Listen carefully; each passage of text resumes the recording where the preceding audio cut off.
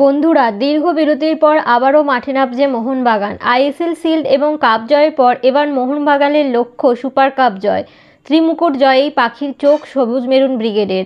Quarter ফাইনালের ম্যাচে মাঠে নামছে মোহনবাগান। সুপার কাপে মোহনবাগানের প্রতিপক্ষ কে, কবে, কখন, কার মুখোমুখি মোহনবাগান, সম্পূর্ণ সময়সূচি আজকের ভিডিওতে দেখে নেব। সুপার কাপ থেকে ইতিমধ্যেই বিদায় নিয়েছে ইস্টবেঙ্গল। কোয়ার্টার ফাইনালের ম্যাচে মোহনবাগানের প্রতিপক্ষ কেরালা ব্লাস্টার্স, যেখানে ফার্স্ট 11-এর একাধিক ফুটবলারকে ছাড়া যুব দল নিয়ে মাঠে নামবে মোহনবাগান।